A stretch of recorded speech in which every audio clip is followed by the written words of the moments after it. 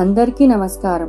మా ఛానల్ కు పునః స్వాగతం. ఈ రోజు ఈ వీడియోలో తొలి ఏకాదశి పర్వదినం గురించి తెలుసుకుందాం. అంతేకాకుండా ఉత్తరాయణము, దక్షిణాయనము, ఉత్తరాయణంలో ఏ పర్వదినాలు వస్తాయి, దక్షిణాయనంలో ఏ పర్వదినాలు వస్తాయి, ఈ ఏకాదశి తిథి ఏ విధంగా వచ్చింది, ఏకాదశి తిథి నాడు మనందరం ఏం చేయాలో ఈ వీడియోలో తెలుసుకుందాం.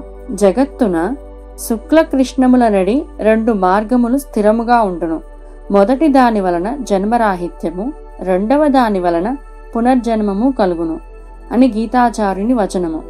అంటే ఉత్తరాయణము జన్మముగాను, దక్షిణాయనము పునర్జన్మముగాను అని భావించిన దక్షిణాయనంలో వచ్చు హిందువుల మొదటి పండుగ తొలి ఏకాదశి. దీనికి శయన ఏకాదశి, హరివాసరము, పేలాల పండుగ అని పేర్లు కూడా కలవు. ఉత్తరాయణము మకర సంక్రమణముతో ప్రారంభమై ప్రతి సంవత్సరము జనవరి 14 లేదా 15వ తేదీలలో వస్తుంది. ఈ ఉత్తరాయణంలో భీష్మ ఏకాదశి, గీతా జయంతి, ఉగాది, శ్రీరామనవమి, హనుమత్ జయంతి ప్రధాన పండుగలు. దక్షిణాయనము కర్కాటక సంక్రమణంతో మొదలై అనగా ప్రతి సంవత్సరము జూలై 15వ ప్రాంతంలో మొదలవుతుంది.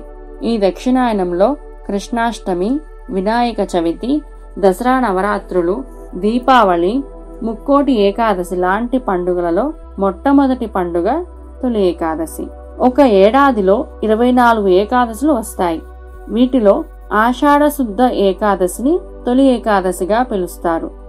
పురాణాల ప్రకారం శ్రీ మహావిష్ణువు క్షీరసాగరంలో శేషతల్పంపై 4 నెలల పాటు శయనిస్తారు. అక్టోబర్ లేదా నవంబర్ నెలల్లో వచ్చే ప్రబోధిని ఏకాదశి ఆయన తిరిగి మేల్కొంటారు. ఈ 4 నెలల్ని చాతుర్మాసాలుగా వ్యవహరిస్తారు. తొలి ఏకాదశి నుండి 4 నెలల పాటు చాతుర్మాస దీక్షను ఆచరిస్తారు. ఈ 4 నెలలు స్వామివారు పాతాళలోకంలో బలిచక్రవర్తి వద్ద ఉండి కార్తీక పౌర్ణమి నాడు తిరిగి వస్తారని పురాణగాథ ఒకటి ప్రాచుర్యంలో ఉంది.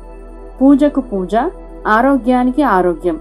ఉత్తరాయణంలో కంటే దక్షిణాయనంలో పర్వదినాలు ఎక్కువగా వస్తాయి. వాతావరణంలో మార్పులు అధికంగా సంభవించే కాలం కూడా ఇదే. కాబట్టి ఈ కాలంలో ఆరోగ్య పరిరక్షణ నియమాలు ఆచరించాలి. అందువల్ల ఈ కాలంలో పెద్దలు వ్రతాలు, పూజలు ఆచరించాలని నిర్దేశించారు. అంటే తొలి ఏకాదశి ఉపవాస దీక్ష ఆరోగ్యపరంగానూ మనకు మేలు చేస్తుందన్నమాట. ఈ ఏకాదశి తిథి ఏ విధంగా వచ్చిందో ఇప్పుడు తెలుసుకుందాం. కృతయుగంలో మురాసురుడనే రాక్షసుడు బ్రహ్మవరంతో దేవతలను, ఋషులను హింసించాడు అని ఒక కథ ప్రాచుర్యంలో ఉంది. ఆ రాక్షసుడితో శ్రీ మహావిష్ణువు 1000 ఏళ్లు పోరాడి అలసిపోయి ఒక గుహలో విశ్రాంతి తీసుకుంటుండగా శ్రీహరి శరీరం నుండి ఒక కన్య ఆవిర్భవించి ఆ రాక్షసుడిని అంతం చేసిందిట.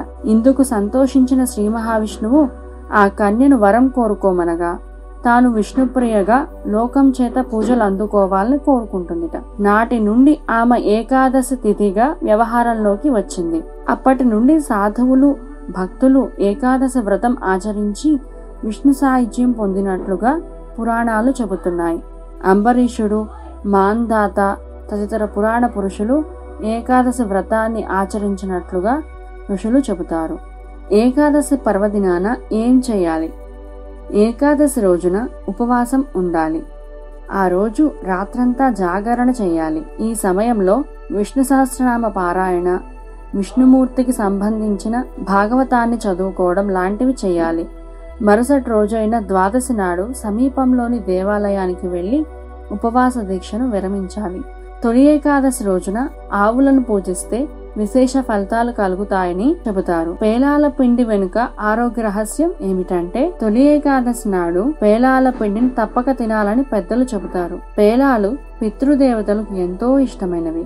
అంతేకాకుండా మనకు జన్మనిచ్చిన పూర్వీకులను పండుగ రోజున గుర్తు చేసుకోవడం మన బాధ్యత.